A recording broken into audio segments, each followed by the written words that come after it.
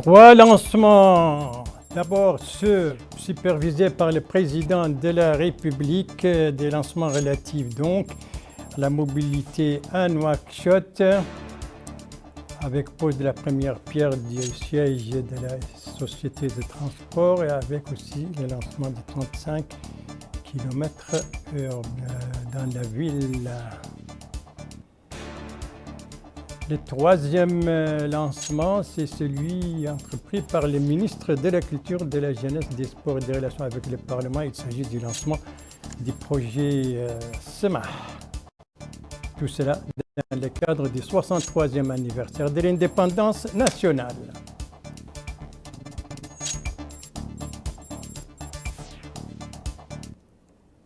Voilà donc pour les principaux titres du journal. Et c'est parti, mesdames, mesdemoiselles, messieurs, bonsoir et bienvenue à votre 21h30 de ce vendredi 24 novembre 2023. Encore 3 jours et quelques heures, ce sera le 63e anniversaire de l'indépendance nationale. Tous les pays vibrent aujourd'hui au rythme de cet événement. Et aujourd'hui, on n'a pas fait exception à la règle, loin s'en faut à Nouakchott, avec d'abord la pose de la première pierre des trois projets donc d'extension de mobilité à Nouakchott. 3 projets donc supervisés, dont le lancement a été supervisé par le président de la République, M. Mohamed Ould Cheikh El Ghazouani. Précision sur ces projets avec Bokar Baylaba. Le projet d'extension de mobilité de Nouakchott à l'horizon 2026, dont le lancement a été supervisé par le président de la République, M. Mohamed Ould Cheikh El Ghazouani, contribuera au développement de 5 axes d'une longueur de 51 km au sein de la capitale, outre l'acquisition de bus, la réorganisation de l'offre de la société de transport, le développement d'un système intelligent de gestion du trafic et la réorganisation des autres modes de transport. Le projet sera exécuté par le génie militaire sous la supervision du Laboratoire national des travaux publics. Coût de réalisation 725 millions de nouvelles ouguiyas, délai d'exécution 8 mois. Le projet permettra, avec l'acquisition de 180 nouveaux bus, dont 80 bus de haute qualité, de doubler le nombre de passagers transportés par l'entreprise de transport public, qui passera de 50 000 passagers par jour actuellement à 150 000 passagers par jour d'ici l'horizon 2026. Le président de la République a également procédé à la pose de la première pierre de construction du siège de la Société de transport public de Nouakchott, un siège social de 3 étages avec toutes ses annexes, une mosquée, des installations de gardiennage et un parking pour les voitures du personnel et des visiteurs. Ce siège social comprend également un centre d'entretien technique, de stationnement et d'exploitation des bus, et un stockage de carburant d'une capacité de 40 000 litres. Le projet sera mis en œuvre sur une période de 7 mois. Le troisième projet, lancé par le président de la République, M. Mohamed Ould Cheikh El Ghazouani, concerne la construction de 35 km de voirie urbaine à Nouakchott. Un projet qui sera mis en œuvre par l'ATTM sous la supervision du Laboratoire national des travaux publics. Le projet vise à améliorer la qualité et le service de transport public urbain pour les personnes, ce qui donnera un visage décent à la capitale. A noter que le projet d'extension de mobilité de Nouakchott à l'horizon 2026, la construction du siège de la Société de transport public de Nouakchott et le lancement de travaux de 35 km de voirie urbaine ont mobilisé un financement total de 5,5 milliards d'ouguiyas. Voilà, c'est parti donc pour ces 3 projets d'extension de mobilité à Nouakchott. C'était ce matin sous la supervision du président de la République. Une cérémonie donc qui a été marquée par 3 interventions. Celle du ministre de l'Équipement et des Transports, celle de la présidente du Conseil régional de Nouakchott et celle du maire de Dar Naïm. Résumé de ces 3 discours avec Abdoulaye Demeba.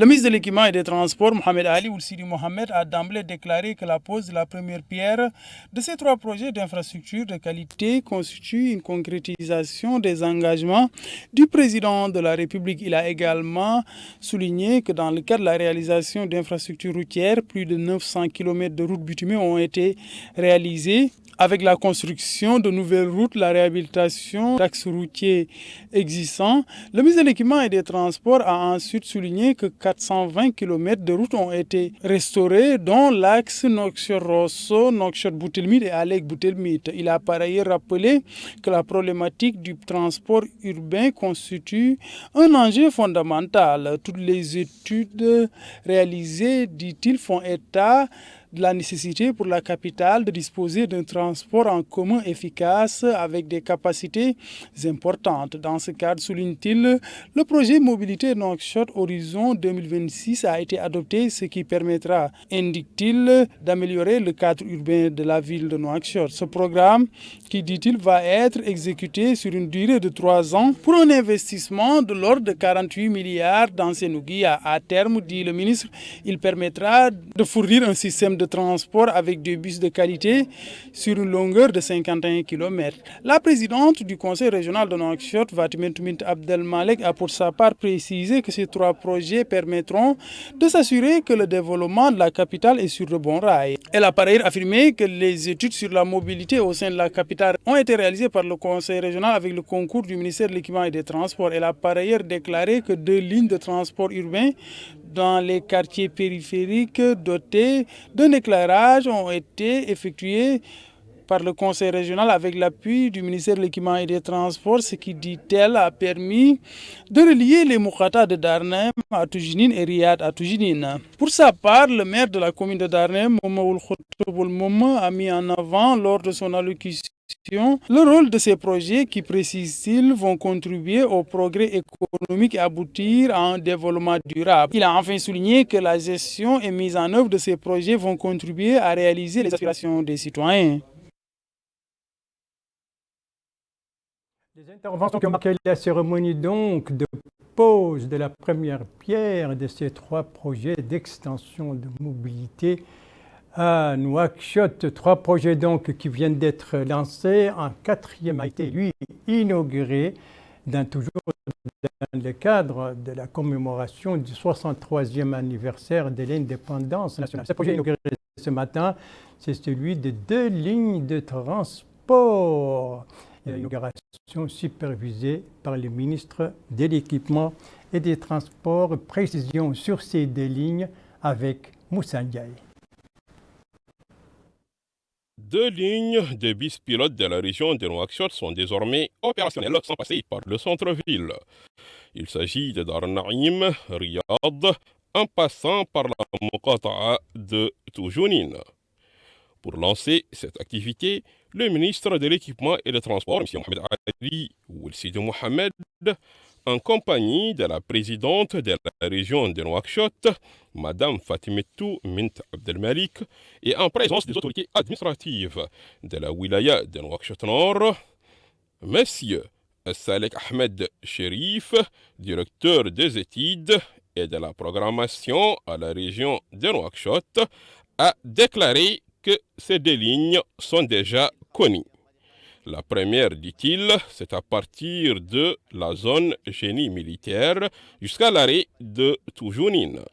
La 2e ligne commence à partir de l'arrêt Toujounine jusqu'à l'hôpital de Riyad avec un système technique qui facilite tout déplacement, a déclaré le directeur des études et de la programmation à la région de Nouakchott. Il a ajouté qu'avec l'énergie solaire et l'éclairage public, le déplacement sera facile tout en sécurisant les citoyens, notamment dans des heures tardives. Face aux experts qui ont exécuté ce projet, le ministre de l'Équipement et des Transports, M. Mohamed Ali Oulsidi Mohamed, a reçu des explications techniques sur les équipements de ces 2 lignes de bus pilotes de la région de Nouakchott. Pour vérifier les informations reçues, la délégation officielle a pris l'un des bus pour faire un tour des contrôles et des repérages. 2 nouvelles lignes de transport qui vont relier désormais les quartiers périphériques de Nouakchott sans passer par le centre-ville. Donc ces 2 lignes ont été inaugurées ce matin et ils vont partir de Dar Naïm pour Riyad en passant par Toujounine, toujours dans le cadre de ce 63e anniversaire de l'indépendance nationale. Eh bien, cette activité est supervisée par le ministre de l'Enseignement supérieur et de la Recherche scientifique, une activité organisée par les œuvres de l'université de Nouakchott, et c'est un compte rendu de Bokar Baïleba. Cette manifestation a donné lieu à la présentation de sketchs, des chants et une participation culturelle et poétique en arabe et en langue nationale qui aborde les questions de l'unité nationale. Une manifestation qui incarne la vision du secteur de l'enseignement supérieur visant à offrir un enseignement académique de qualité à tous les étudiants mauritaniens sans exception. Vous avez démontré ce soir, chères étudiantes et chers étudiants, à niveau de maturité et de conscience des enjeux que constitue la défense de l'unité nationale, la valorisation de la diversité culturelle et la préservation et le renforcement de la cohésion de notre peuple, tel que la nation entière vous est redevable d'avoir prouvé que le projet de société du président de la République est assuré d'atteindre ses objectifs grâce à l'engagement de la jeunesse, de cette merveilleuse jeunesse talentueuse, avenir de la nation, avenir de notre nation et votre avenir.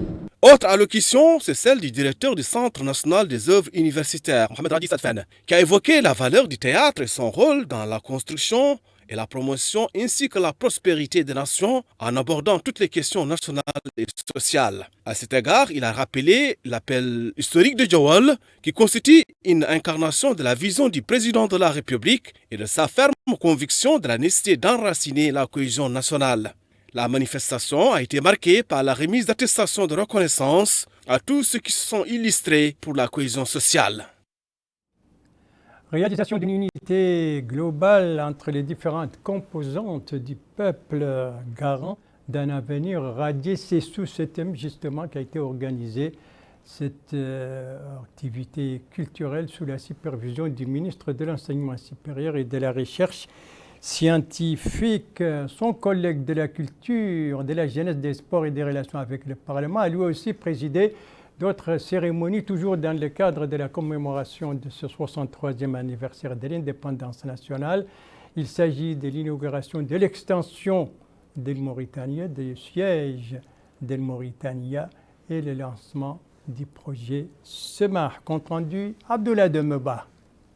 Le ministre de la Culture, de la Jeunesse et des Sports et des Relations avec le Parlement a supervisé la pose de la première pierre du projet de construction d'un espace des jeunes de la Moukata d'Elminan relevant de la wilaya Nouakchott Sud. Ce programme rentre dans le cadre de la mise en œuvre du projet SEMAH réalisé en collaboration avec l'Union européenne. Ahmed Oulidje a reçu des explications détaillées concernant la construction de cet espace de jeunes. Le représentant du projet SEMAH a affirmé que cet espace comprend entre autres un compartiment dédié à la pratique du sport, aux activités culturelles et un endroit spécifiquement réservé à la formation au profit des jeunes. Il a salué le rôle de ce projet dans le renforcement des capacités des jeunes. Les objectifs de ce programme sont la prévention des conflits, la promotion du dialogue interculturel. On a l'honneur de financer ce programme à hauteur de quelques 190 millions de MRU. C'est un programme ambitieux sur 15 wilayas, ce qui veut dire beaucoup de défis, Excellence. Il est dédié spécifiquement à la jeunesse et confirme la conviction évidente que les jeunes, les filles et les garçons sont le potentiel. Je sais que le ministre se joint à moi, sont évidemment le potentiel et le devenir de demain de ce pays, de toutes les régions et de toutes les localités qui veulent grandir, pousser, avoir de l'ambition. Les députés et maires d'Elminan ont tour à tour remercié les pouvoirs publics pour la réalisation de cette infrastructure dédiée aux jeunes, ce qui, souligne-t-il, rentre dans le cadre de la disponibilité du service public, particulièrement la mise en place d'infrastructures sportives, éducatives et culturelles. Le ministre de la Culture, de la Jeunesse et des Sports et des Relations avec le Parlement, Ahmed Oulidje, a auparavant eu à procéder à l'inauguration du nouveau bâtiment faisant office de siège siège de la télévision nationale. Sur les lieux, il a été accueilli par la directrice de la chaîne al-Mauritania, Mme Sini Sidheibe, entourée de ses principaux collaborateurs. Il a reçu des explications détaillées. Les rénovations et décorations du nouveau siège de la scène nationale ont été réalisées à l'aide d'un financement de plus de 48 millions de la Nouvelle-Ouïa. Ce nouveau siège, construit sur 3 étages, comprend 3 studios, 22 bureaux et 3 salles de réunion, un bloc dédié aux techniciens, entre autres. Ces nouvelles installations ont été réalisées afin de répondre aux attentes des téléspectateurs du service public. Dans le cadre de la rénovation de la chaîne nationale, un bureau d'accueil et d'orientation des visiteurs a aussi été érigé afin de disposer d'un cadre pour accueillir les visiteurs. En plus de salles faisant office de restaurant, un entrepôt dédié aux véhicules responsables de la diffusion en direct des programmes de la chaîne ont aussi été construits. Mohamed Ould Ahmed, directeur technique de la chaîne nationale, a affirmé que le nouveau siège a été construit dans le cadre du projet de modernisation de la télévision nationale. Il a par la suite rappelé les différents compartiments de ce projet, précisant par ailleurs que l'ancien bâtiment a aussi bénéficié de ces rénovations en plus de ces 6 studios. Voilà donc pour les activités entrant dans le cadre de la commémoration du 63e anniversaire de l'indépendance nationale. Merci de suivre les JTF de Mauritanie. À la suite du journal avec une page médicale, une page numérique, une visite, une soirée et une clôture. La page médicale est relative à ses frères siamois, ses enfants frères siamois, qui viennent de retourner à Nouakchott après une opération réussie en Espagne. Eh bien, l'histoire de ces 2 frères siamois depuis leur départ de Nouakchott avec Moussa Ndiaye. C'est au centre de santé de Guérou, dans la wilaya de la Saba, que le dossier médical de 2 jumeaux siamois a été étudié et transmis à Kifa et à l'hôpital mère-enfant de Nouakchott, avant qu'experts et techniciens de santé examinent le cas de ces 2 jumeaux, pour informer les principaux responsables du ministère de la Santé. C'est dans ce cadre que son Excellence M. Mohamed Ould Al-Ghazouani, président de la République, a donné des instructions pour suivi et exécution du rapport médical des jumeaux siamois. À l'immédiat, sous la supervision de Mme Naha Mintemoknas, ministre de la Santé, et dans le cadre de la coopération entre la Mauritanie et le Royaume d'Espagne, un avion médicalisé venant d'Espagne a été mis à la disposition des équipes médicales de Nouakchott en temps record pour transporter les jumeaux vers Barcelone, en Espagne. Sur place, toutes les parties concernées par ces dossiers médicaux se sont mobilisées pour la réussite de leur opération chirurgicale. De retour à Nouakchott avec sourire et succès, les instructions de son Excellence M. Mohamed Ould Al-Ghazouani, président de la République, ont été saluées et reconnues par la famille des jumeaux de Guérou. La famille de l'Abou a aussi remercié la ministre de la Santé, Mme Naha Mintemoknas, ses proches collaborateurs et techniciens de son département. M. Yacoub Ould Saïr, l'un des techniciens du secteur de la santé en Mauritanie, a déclaré qu'après avoir étudié le dossier des jumeaux, les hautes autorités du pays ont été informées pour avis et orientation. Il est à préciser que l'opération chirurgicale réussie en Espagne de 2 jumeaux de Guérou est l'un des exemples, parmi d'autres, que les hautes autorités du pays ne cessent d'apporter leur soutien aux citoyens mauritaniens là où ils sont, notamment les franges de la société les plus nécessiteuses. L'histoire donc de ces 2 jumeaux, frères siamois, qui viennent de subir une opération chirurgicale réussie en Espagne, des enfants donc qui sont de retour à Nouakchott. Après le médical et le numérique, avec le lancement de transfert de la migration vers le projet donc de migration de l'IP vers V6. C'était ce matin à Nouakchott un projet, un lancement supervisé par le ministre de la transition numérique, de l'innovation et de la modernisation de l'administration.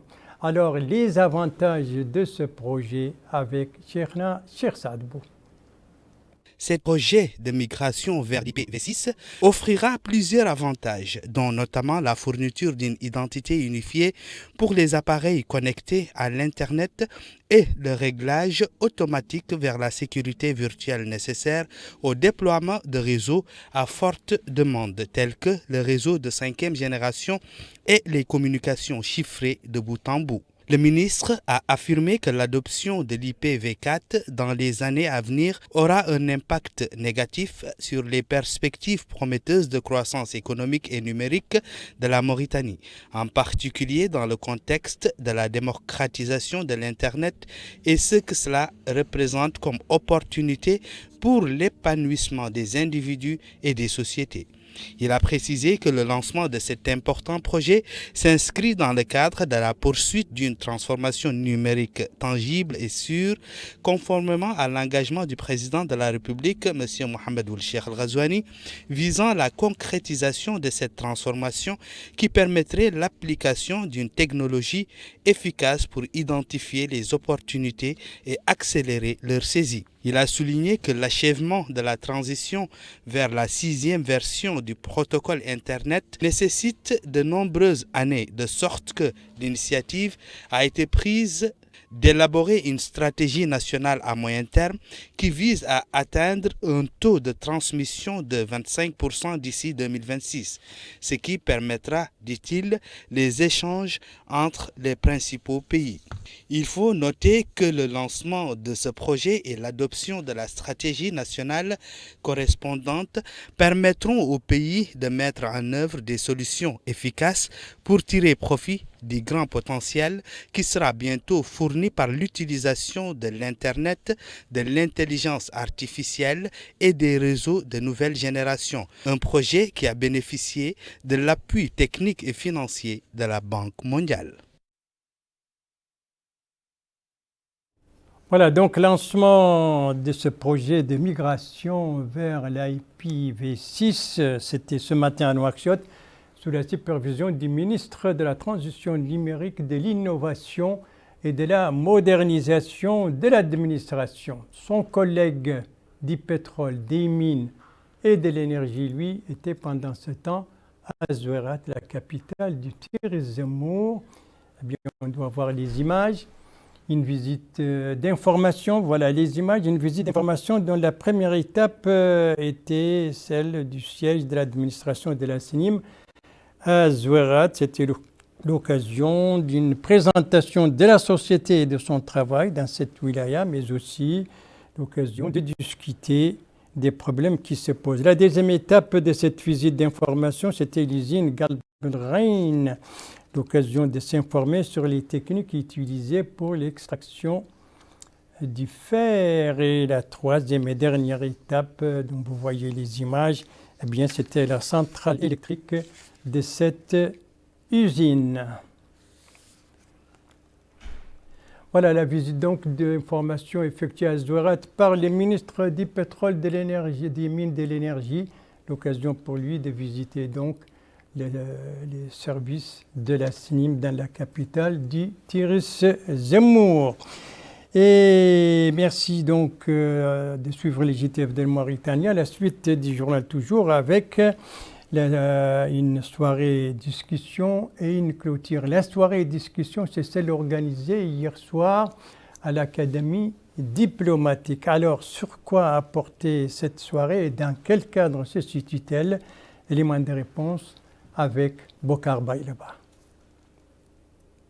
À travers cette activité, l'Académie diplomatique de Nouakchott vise à raviver la mémoire du protocole mauritanien à travers les témoignages de quelques anciens diplomates. Et à cette occasion, le directeur de l'Académie diplomatique de Nouakchott, l'ambassadeur Abdelkader Mohamed Ahmedou, a indiqué que ce colloque vise à sensibiliser les jeunes à l'émergence du protocole qui a coïncidé avec la naissance de l'État mauritanien afin qu'ils s'habituent aux données nécessaires à cette profession importante.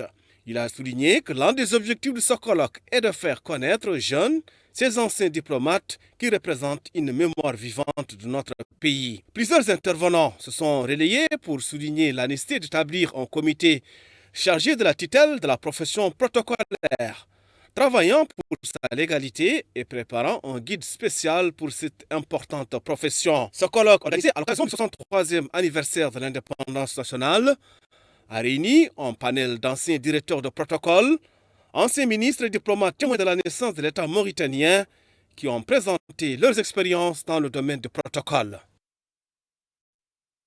Voilà pour cette soirée discussion organisée hier soir par l'Académie diplomatique autour de l'expérience des anciens ministres, des anciens diplomates ou directeurs de protocole. On va terminer ce journal par une clôture, celle de l'atelier international sur les manuscrits mauritaniens. On doit voir les images.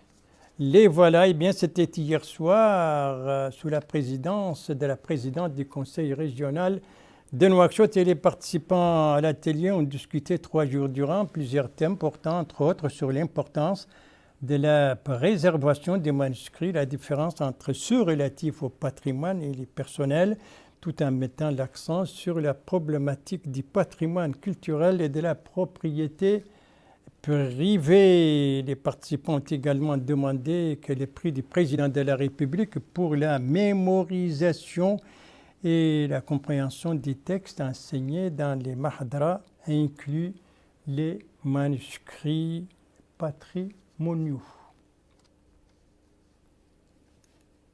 Voilà, c'est un atelier donc de 3 jours qui a été clôturé hier à Nouakchott et c'est sur cet atelier que s'achève ce journal. Merci à vous, madame, mademoiselle, monsieur, de l'avoir suivi. Merci bien entendu aux équipes rédactionnelles et techniques qui ont participé à sa conception.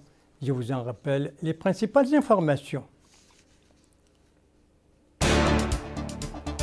Voilà, nous sommes à l'heure de l'indépendance, de la célébration du 63e anniversaire de l'indépendance nationale. Ici, le président de la République qui a donné ce matin le coup d'envoi de 3 projets d'extension de mobilité à Nouakchott, y compris le siège de la Société nationale de transport public, y compris aussi 35 km de voirie à l'intérieur de Nouakchott, etc. Ici, c'est aussi un autre lancement, mais cette fois, c'est celui du projet SEMAH. C'était par le ministre de la Culture, de la Jeunesse, des Sports et des Relations avec le Parlement et toujours dans le cadre du 63e anniversaire de l'indépendance nationale. Et puis n'oubliez pas, après ce journal, vous pourrez suivre le programme bimensuel d'El Mauritania, le programme politique Muntaharraï, qui invite les représentants des partis politiques pour discuter de tous les problèmes du pays. Ce soir, ce programme donc sera animé par mon collègue Mohamed El Mokhtar. Quant à moi, il ne me reste plus qu'à vous souhaiter une très très bonne fin de soirée, une très très bonne fin de semaine et à vous donner rendez-vous, Inch'Allah, demain à la même heure, 21h30. Bonsoir.